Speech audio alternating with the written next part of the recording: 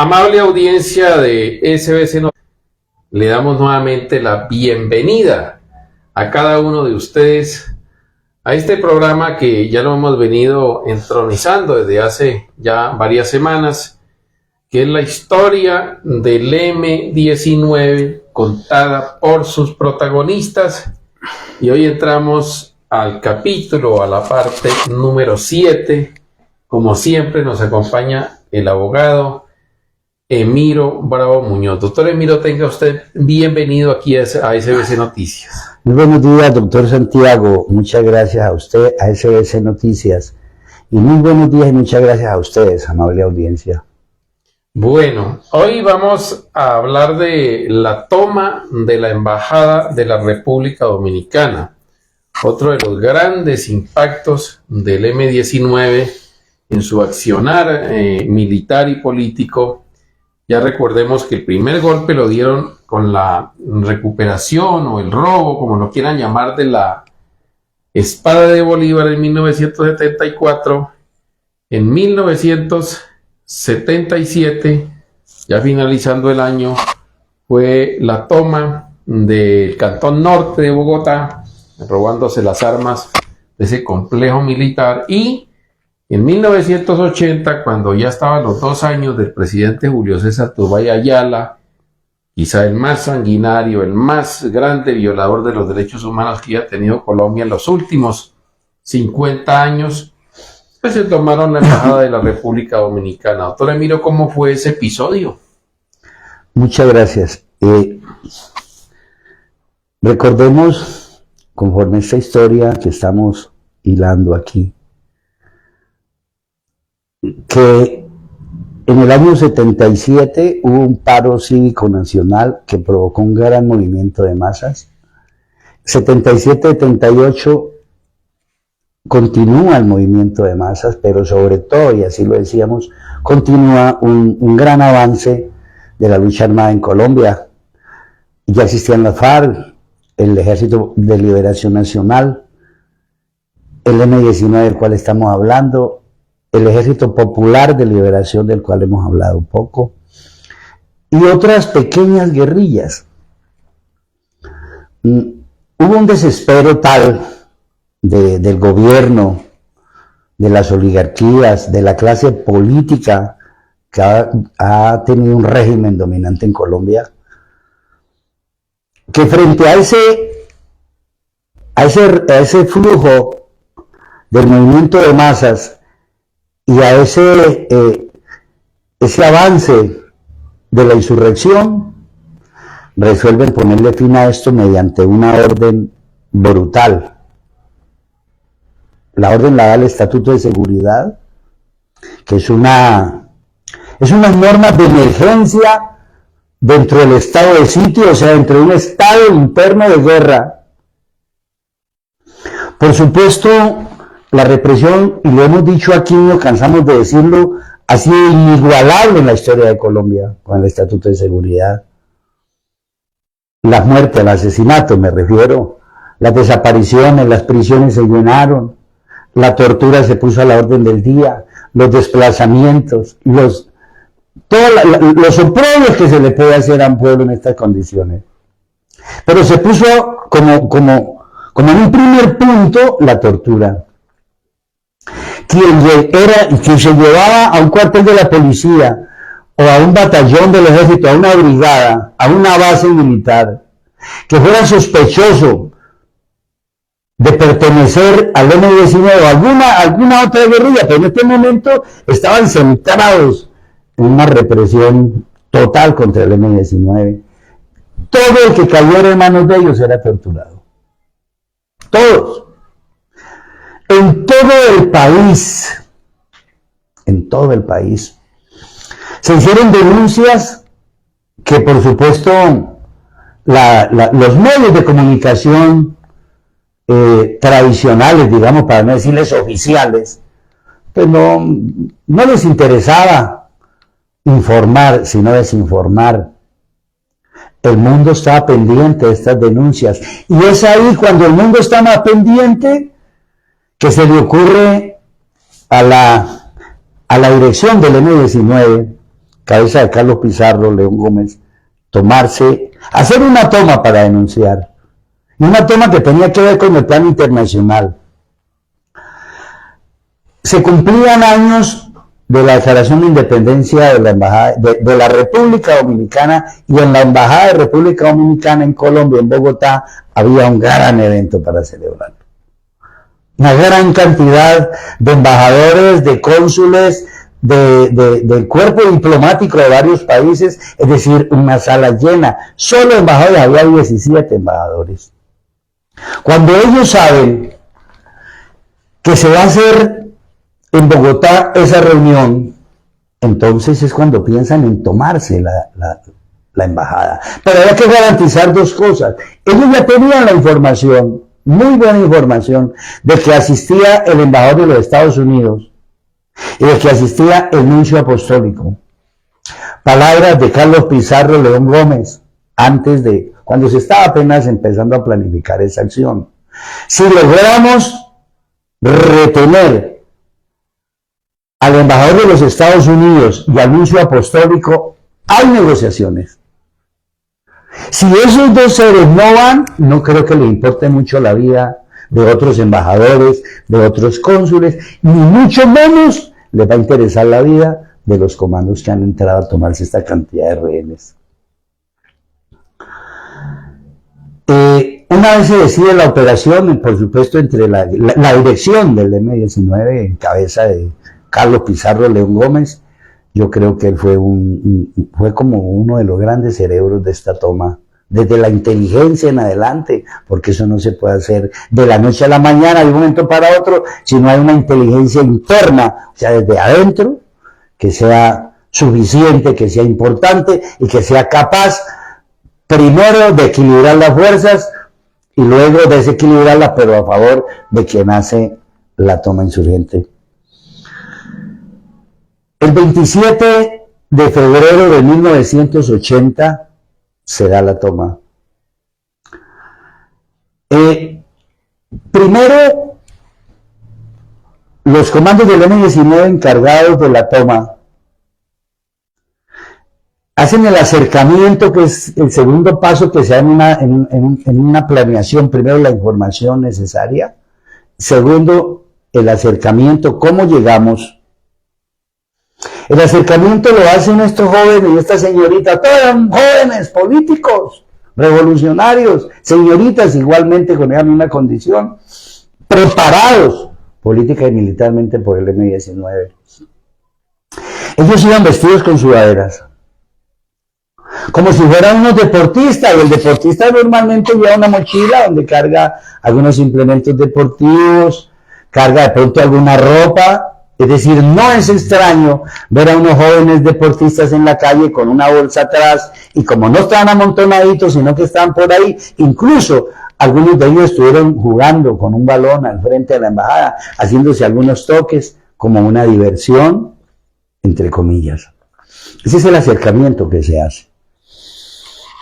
La toma la dirige hacia el interior un compañero maestro de Jumbo Valle, de nombre Rosenberg Pavón, quien para esa toma se da el nombre de Comandante 1, el Comandante 1, Rosenberg Pavón. El flaco. Había hartos flacos, en el M-19 ese era uno de tantos flacos. Jaime Bateman también le decíamos el flaco. Ajá. Y estos supuestos deportistas pues se acercan a la embajada cuando ya está la información correcta. Entró el embajador de los Estados Unidos, entró el nuncio apostólico, lo demás era montonera. Y curiosamente salió el embajador ruso.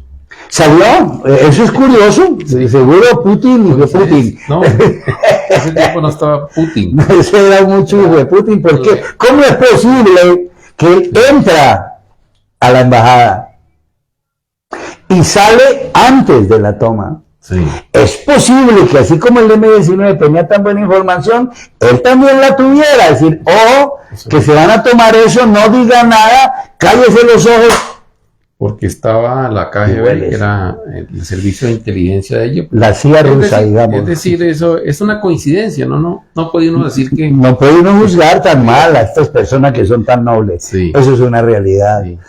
Sí. Cuando se sabe la noticia de que entraron los dos, escúchenme esta expresión que es maluca, pero la historia la ha convalidado, las presas. Como si fueran unos depredadores y unas presas. Y el depredador en estos casos sería el movimiento y las presas serían todos el cuerpo diplomático que iba a estar ahí. Cuando se da la orden, la da Rosenberg Pavón adentro, entran todos, sacan sus fierros porque los tenían en bolsa como si fueran unos deportistas, ahí tenían suficiente armamento. Claro. Suficiente armamento para soportar la toma, pero sobre todo tenían suficiente munición y suficientes explosivos. O sea, el riesgo es brutal. Sí, claro. Las personas que entran ahí a una operación de esas entran con la mentalidad totalmente entrenada para decir, es posible que yo ahí quede.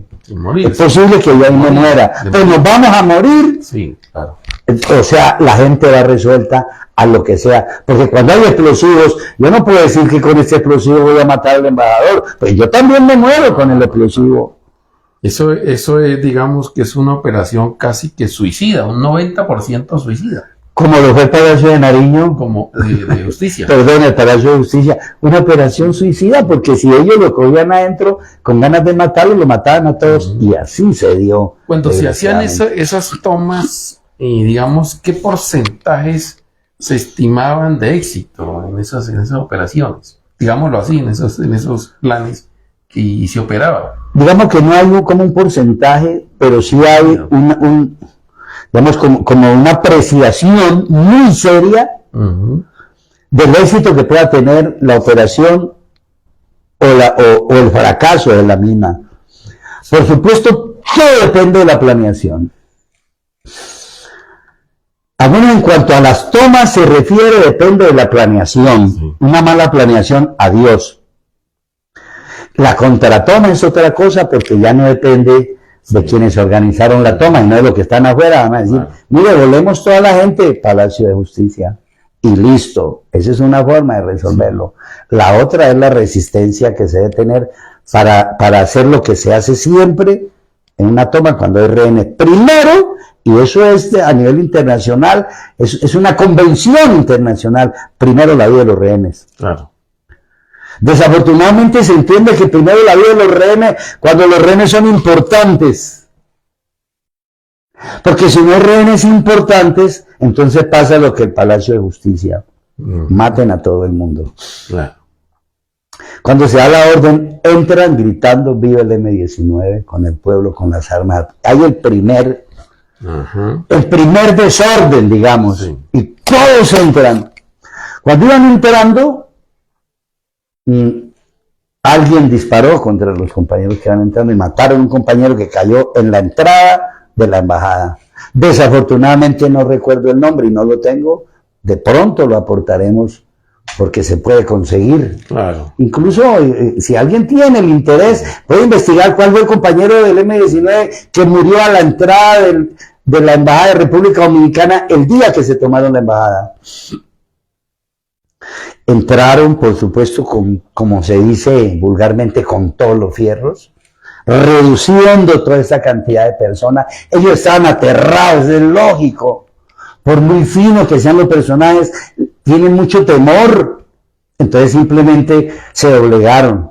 Aquí hay una anécdota contada por el propio comandante 1, Rosenberg Pavón. Cuando él iba entrando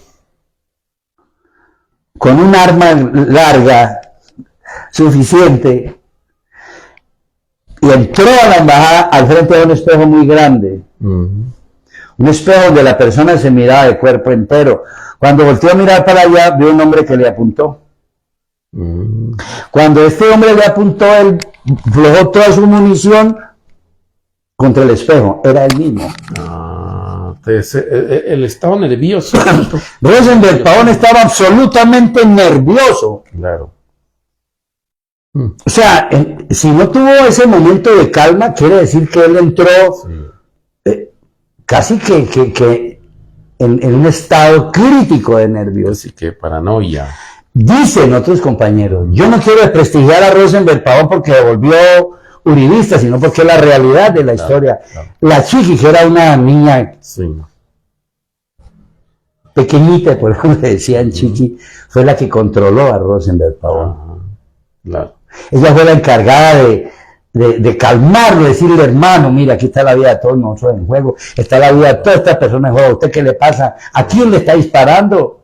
Mire, que usted ahí lo que usted hizo pedazo fue un espejo. Entonces, como que este pobre hombre sintió el rigor de lo que estaba haciendo, puso los pies en el suelo y se logró estabilizar. El primer paso, que es estabilizar la situación, cerrar todo lo que se pueda, quedar totalmente herméticamente cerrado hasta donde se pueda, colocar rehenes en las ventanas, que es prohibido por el derecho internacional humanitario, pero es una forma que tienen, o se tuvo aquí, le tuvo la insurgencia para evitar que desde afuera les dispararan, por ejemplo, los francotiradores, porque estos rehenes que están en las ventanas ayudan a que el francotirador que está a 1 kilómetro, por ejemplo, no tenga la oportunidad de darle a alguien de los que están adentro. Claro. Esa parte, perdone, esa parte cuando usted dice Rosenberg Pavón, que se ve el espejo, pero no se controla, no se nota, suena un poco quijotesco, ¿no? Como cuando Quijote de la Mancha iba y picaba con su lanza los molinos de viento, toneles llenos de unos zurrones de cuero llenos de vino. Y él le parecía que había gente ahí que lo estaban atacando. Pero claro que era diferente porque lo de Quijote pues era una obsesión de él, algo psicológico, psiquiátrico, mientras lo de Rosenberg Pavón en un momento también es una situación que es comprensible desde un punto de vista, ¿no? Ahora, hay que tener en cuenta una cosa, él era un maestro. Sí, claro. O sea, si bien él tenía una preparación militar, no era una gran preparación como para soportar el peso psicológico de una acción tan grande como la que estaba realizando. Por supuesto, se le informa al país. Inmediatamente el golpe fue espectacular. Se le da el nombre, el M19 de una vez comunica: estamos realizando la operación Democracia y Libertad. Marco Zambrano. Marcos Orlando Zambrano, ya lo decíamos aquí hace una semana, compañero estudiante de Univalle que murió bajo tortura. Por eso se le da a esta operación casi que 2 nombres. Uno, Operación Democracia y Libertad, y como otro nombre, en homenaje al compañero asesinado Marco Orlando Zambrano, Marco Zambrano. De hecho, el mundo empieza a decir, bueno, ¿y por qué le llama Marco Zambrano? Entonces el mundo también puede responderse. Un estudiante colombiano que asesinaron bajo tortura, porque en Colombia están matando a la gente bajo tortura. Esa fue la gran denuncia que se hizo en la embajada. ¿El objetivo cuál era? Denunciar estos operativos que estaban haciendo en Colombia. Y segundo, negociar al menos que para recuperar los gastos que se habían hecho con la toma, desplazamiento de personas, el arriesgar las armas y sobre todo la vida de los compañeros y compañeras. Claro, se hizo una negociación más adelante, veremos cómo fue la cosa. El gobierno, cuando se da cuenta, y los gringos, los Estados Unidos, cuando dan cuenta que ahí está su embajador, dicen, por favor, retiren la fuerza pública, retírenla a las cuadras, que esos señores digan. Acá no las ingeniaremos a ver cómo le entramos. Pero si no le podemos entrar, paciencia a negociar, porque está nuestro embajador y está el embajador, el nuncio apostólico, embajador de la Santa Sede en Colombia. Esos eran los dos que garantizaban que no les entraran por la fuerza. Para abreviar un poco, el gobierno le dice al M19, negociemos. ¿Quién va a negociar de ustedes? ¿O quiénes? ¿Y en dónde? La sorpresa para el país fue grande. Encargada del M-19 para hacer la negociación, la compañera Carmenza Cardona Londoño. Se hizo muy célebre en Colombia y en el mundo, la Chiqui. Claro. Inicialmente salió con la cara tapada, Sí. pero luego un día yo soy Carmenza Cardona Londoño y se quitó la capucha. Aquí estoy. Sí. Empezaron la negociación, una camioneta afuera de la embajada. Ella bajaba cuando iban a hacer las negociaciones y se subió a la camioneta sin una sola arma, con su uniforme de guerra y no más. Al principio con una capucha, luego sin capucha, a negociar. Yo recuerdo que por el gobierno el negociador fue Jorge Mario Isman, y en ese que era ministro del ministro de gobierno. De gobierno, Y sí. también estuvo, por supuesto, presente el canciller, que era Germán C. Hernández, un señor de mucha encumbrada sociedad bogotana y muy diplomático, muy puesto en su sitio. Fueron los negociadores de parte del gobierno de Turbay Ayala. Sobre todo Germán Sea era un hombre muy respetable. Sí, y además porque tenía una gran influencia internacional y podía, pues, en caso de esas situaciones, pues... Y la calidad de canciller lo ponía Sí, claro. como en un curudito para poder él hacer. Y Jorge una Mario Isman negociación. también era Jorge Mario un Isman, señor muy vanidoso. nada que ver con los políticos que se ramplones de ahora. había leído yo no sé cuántos cientos de libros y que había escrito tantos libros, pero de todas maneras él era un gran intelectual, no hay que desconocerlo. Él sabía mucho, pero pues claro, no tenía una capacidad tan fuerte de convencimiento en esos casos tan intestinos como ese, ¿no? Tan difíciles. Eso es muy cierto. Sí. Lo que ellos no tenían sino era que ceder lo más que pudieron. No pudieron fue liberar presos, que eso No lo cedieron. Después se dio. Pero por una amnistía. Claro, pero igual Sí. se negoció, Sí. no dicho, esa amnistía un indulto se dio inicialmente, fue precisamente fruto de esa negociación. Pero allí no salieron los... ahí no salió nada. Porque eso se dio fue en el gobierno de Belisario Betancur, ya la amnistía de la ley 132. Sí, porque fue es que ya- el eso ya indulto, fue una cuestión el indulto de- de Turbay fracasó. Sí, claro, la ley... Totalmente. Sí. Totalmente. Bueno, 2 meses duró la toma, o sea, 2 meses de tira y afloje. Bogotá estaba totalmente sitiada en lo que era Claro. la zona de la embajada. La fuerza pública estaba a unas cuadras cercando, pero igual para Bogotá fue duro. Sí, claro. Incluso no estaba lejos de la Universidad Nacional. Sí, claro, soy cerca, claro. Yo aquí quiero hacer una anécdota. Ajá. El doctor en ese tiempo, primer semestre de medicina, doctor Nelson Figueroa Villamil, Ajá. lo ha mandado el papá a estudiar a Bogotá, a la Universidad Nacional de Medicina, y preciso cuando él va y quiere estudiar, ese día se da la toma y él salió como loco corriendo sin saber para dónde cuando se hace semejante espectáculo. Él vio prácticamente cómo se dio esto, me lo contó él personalmente, y el papá le dijo, mijito, venga, se tuvo que aplazar como 6 meses la iniciación de sus estudios, porque el papá, no señor, usted no me va para Bogotá, porque eso está horrible. Eso sucedió. Bueno, pues se inician las negociaciones. Dentro, la vida primero se convierte en rutinaria, todos los días hacer lo mismo, todos los días, porque no se puede hacer muchas cosas cuando uno es un rehén, cuando simplemente está recibiendo órdenes, que no le falte la comida, que no vayan a aguantar frío, que nadie los maltrate, etcétera, etcétera, que vivan bien, entre comillas, hasta donde sea posible, que no les martiricen la vida a nadie, sino que la hagan amable hasta donde sea posible.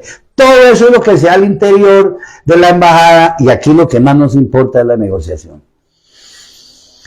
El M-19 le propone al gobierno unos puntos, y el gobierno le dice, vamos a estudiarlos, pero me hacen el favor y me desocupan la embajada. O sea, también el gobierno, como están negociando, tenía que poner su puntal. Jugaba. Ingenuo sería si no lo hace. Claro. Mire, negociemos, ya usted está negociando con la compañera, yo tengo a los representantes, pero ellos allá, ni la Chiqui, ni mis emisarios van a poder firmar un acuerdo tan grande como el que están pidiendo incluida una amnistía. Eso no se hace de la noche a la mañana. Una plática están pidiendo, bueno, pues nosotros la tenemos aquí. Tenemos que saber de dónde la sacamos, para dónde está un presupuesto. No podemos a la loca decir, sí, tómela. Entonces se propone el M-19 acepta y el gobierno acepta las condiciones del M-19. Nos vamos. Pero nos vamos con unos rehenes y nos vamos para Cuba. Vamos a garantizar nuestras vidas, las vidas de los rehenes que sean con nosotros, y vamos a garantizar la seriedad de la negociación. Por supuesto, hablan con el comandante Castro y él dice, vénganse, yo ayudo, yo me presto para hacer la negociación de buena fe, vénganse. Salieron de Bogotá los comandos del M-19, Rosenberg, La Chiqui, etcétera, en un avión. No con todos los rehenes, pero sí con los principales, con los que más interés político tenían en este mundo, en este universo de la política.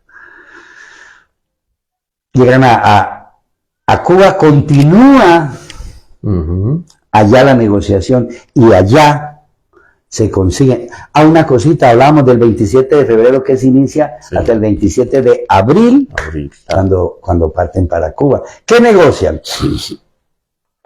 Primero el gobierno que pide, liberen a los secuestrados, no lo vayan a molestar, suéltenos, los queremos aquí, los queremos vivos y los queremos sanos, listo, esa es su petición. Nosotros ¿qué pedimos? Una amnistía, nos sacan todos nuestros presos políticos. Prisioneros de guerra, presos políticos.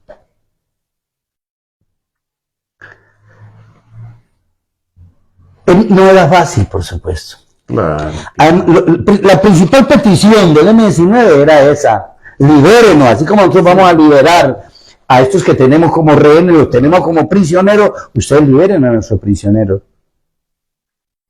Y segundo, que cese ya la barbarie contra el pueblo colombiano, que haya un compromiso de cesar esta barbarie que está cometiendo contra el pueblo, pero una negociación en esos términos es muy general. Y tercero, importante, habría muchas otras cositas, vamos a tocar más importante, la plata. El M-19 pedía $10 millones fuera de los gastos que se hubieran ocasionado. La ida en avión cuesta, la comida en Cuba se la cobran a como quiera la isla. El derecho a aterrizar allá se paga un impuesto que es caro. O sea, fuera de eso, $10 millones. El gobierno acepta dar una plata, por supuesto. De esos 10 millones no hubo una certeza, al menos en la militancia, y yo era un oficial recluta, simplemente un militante. Yo no tuve la certeza de la información cuánto dinero dieron de los 10 millones que pidieron. Parece que no pasó de unos $3 millones. Decían ellos después que habían sido $50,000 solamente los que habían recibido. Sí, no fue mucho dinero, pero sí hubo sí fue algo considerable, pero no tanto como se esperaba. La negociación le fue bien al gobierno, le fue bien a la toma en general, porque salieron vivos todos los rehenes. Un compañero murió a la entrada, pero son, como se dice, y escúcheme la expresión, gajes del oficio. Y los secuestrados también salieron. Los secuestrados todos salieron bien, salieron con vida, pudieron comer tranquilos, y se necesitaba una cosa médica, la tenían, etcétera, etcétera. Los comandos del los señores diplomáticos, embajadores, se iría cada uno para su país, o para donde ellos estaban representando su país. Los otros se quedaron en Cuba. Allá se entrenaron más todavía. Estaban haciendo entrenamiento. Yo no estoy muy seguro si compraron armas en Cuba o la compraron afuera en el mercado negro. Pero todos se armaron con buenos fusiles, con buena munición, con buenas granadas, porque de acá no habían llevado todo eso. Sí, claro, pues los aviones no les permitían entrar más allá. Ahí se conformó una columna, desde allá se conformó la columna Antonio Nariño. Esa columna fue entrenada en Cuba y fueron los compañeros que participaron en la Embajada de la República Dominicana. Y se pone como comandante de esa columna a Carlos Toledo Plata, el médico santanderiano. Él fue hasta allá y entró con los compañeros a Nariño, Columna Antonio Nariño, entró por Nariño. Era fácil seguirle el rastro a la gente que venía desde Cuba. Claro. Más cuando tenían ahí un pique muy grande de los Estados Unidos, nos la hicieron. Claro. Y nos tocó pagarle para que nos la hicieran, para que nos soltaran vivo a nuestro embajador y a ese otro poco de personas que estaban como rehenes, nos la hicieron. Entonces era fácil rastrear. Se fueron. Llegaron a Colombia. ¿Por dónde entraron? Por Nariño. Pues le hicieron tremendo cerco al compañero Carlos Toledo con la gente de la Columna. Por supuesto fue internándose al monte y empezaron los combates. Fue tan rudo, tan fuerte el combate que se dio, que Carlos Toledo se abrió. Poca experiencia militar también tenía Carlos Toledo. Era un médico. Claro. Para comandar una cosa de esa, se necesita un Iván Marino, un Carlos Pizarro, un Boris. El mismo Bateman. El mismo Jaime Bateman, un Álvaro Fayad. Pero el médico, bueno, pues él fue el comandante. Cuando él vio que era imposible romper el cerco y que el cerco se les arrima y que los iban a matar a todos y entregarse aquí era la muerte también. Claro. Los mataban bajo tortura. Eso sí ya se sabía que a ellos no se le iban a perdonar. Entonces se resuelve entregarse. Pero entregarse no en Colombia, sino en el Ecuador. Es decir, como no podemos avanzar porque el cerco no nos lo permite y el cerco se está empujando hacia acá, consigamos los vaquianos que nos saquen por el monte hasta el Ecuador y nos entregamos en el Ecuador. Esmeraldas, específicamente. Correcto. Ahí se dividió la Columna Antonio Nariño. Porque algunos se quedaron resistiendo, sí, que les dio digamos, como algo, decisión de ellos. El M19 no se rinde, sí. Era una consigna que había en el M, pero ellos ese día la recordaron y la asumieron. Yo les decía a ustedes en esta historia que aquí a Pitalito vino el primero oficial del M19 que hizo contacto con nosotros, la compañera Gloria Medina, con el compañero Gildardo Álvarez. Era profesor de Florencia, había sido profesor porque ya estaba, por supuesto, como oficial en el Frente Sur. Claro. Gerardo Perilla Vaca, compañero Hugo, él fue el que inició, muchacho caqueteño, nosotros no nos entregamos, comandante. Eso es insubordinación. Sí, claro. Porque al comandante se le obedece. Sí. O las órdenes se cumplen o la milicia se acaba. Y eso funciona para todas las milicias. Sin embargo, ahí hubo unas reuniones, un momento de reflexión. ¿Qué decisión se tomó ahí? Y la tomó la Columna. Ya tenemos un compañero muerto, compañera muerta. Claro. Si avanzamos, aquí nos morimos todos. Yo propongo, digo como el comandante del frente de la Columna, que nos enteremos en el Ecuador. Gerardo Perilla, que el compañero que no quiero, yo no me entrego. Yo me muero aquí, sí. Yo me muero combatiendo. Con él se quedó un buen grupo de compañeros. Mire, compañeros, la vida está en riesgo, todos los días la tenemos en riesgo, se quedaron. Carlos Toledo Plata avanza con algunos compañeros hacia el Ecuador. Allá se entregó Carlos Toledo Plata. ¿En Esmeraldas? Sí, claro. Ecuador, ya en el Ecuador, con los compañeros. Y acá en Colombia se quedaron soportando ese cerco infranqueable. Sí. Gerardo Perilla Vaca, Carmenza Cardona Londoño, la Chiqui y otros compañeros que murieron. Sí, claro. Ellos murieron combatiendo. No se rindieron acá. Sí. Sabían que estaban cercados, que eran más pocos, pero prefirieron sacrificar sus vidas para salvar a Colombia. Esos son los sacrificios que muchas veces no los tenemos en cuenta. ¿Quién era la Chiqui? ¿Quién era Gerardo Perilla? Jóvenes, maestros, alumnos, estudiantes, de pronto, no podemos decir muy bien preparados militarmente, sí. Casi reclutas todos, aparte de estos monstruos guerrilleros que hemos nombrado, pero estos eran nuevos, Carlos Toledo, por ejemplo, la misma Chiqui, no tenían un gran entrenamiento militar. ahí se inicia ahí a hablar de la liberación de los prisioneros políticos. Exactamente. Se inicia en Cuba y se propone un indulto, una amnistía de parte de Julio César Turbay Ayala, que fracasó. Fracasó en el Congreso porque no se la aprobó el Congreso de la No, y además ni el M-19 siquiera la aprobó. Sí, porque era totalmente... ¿Por qué? Porque era... ¿Qué es lo que le propusieron? Desmovilícense, entreguen las armas y le sacamos todos los presos. Todos los presos. ¿Sí? El M-19 no. Una negociación. Esa negociación fracasó, esa negociación para sacar prisioneros, empezaron a salir después con las amnistías y habían empezado allá. Es una realidad. Claro. ¿Por qué? Porque es cuando en Colombia se empieza a negociar. Exacto. Aquí a nadie le ha ocurrido negociar con la oligarquía, con el gobierno. No. Negociemos.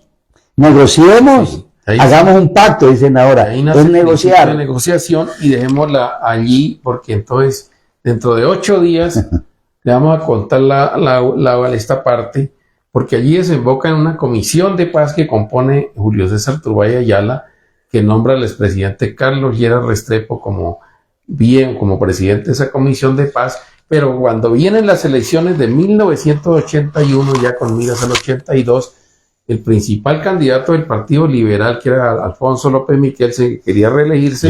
La bandera de él era la paz. Él fue el primero que enarboló las banderas de la paz. Y Belisario Betancourt, que no hablaba de paz, finalmente fue el que tomó esas banderas y promovió un proceso de paz, promovió una amnistía general para presos políticos, y eso lo contaremos en el próximo programa, en la 8ª parte de la historia del M-19, doctor Emilio Bravo. Así es, doctor Santiago. Esas negociaciones dan inicio a un proceso de paz en Colombia que hoy continúa. Exacto. Un proceso, no un proceso con el M, otro con los del M, otro con el Quintín. El proceso, para mí, humilde opinión, es uno solo. Los demás son las diferentes negociaciones, los diferentes pactos que se van dando, pero el proceso es uno solo. Allá se inicia a negociar y hoy estamos negociando. O mandamos al país a un abismo, continuando las negociaciones, o volvemos a las desgracias que hasta hoy hemos comentado en esta historia. Doctor Emilio, muchas gracias. Muchas gracias a usted, doctor Santiago, y a ustedes, amable audiencia. Nos veremos con otra parte de esta dura pero bella historia de la lucha del pueblo colombiano. Hasta pronto.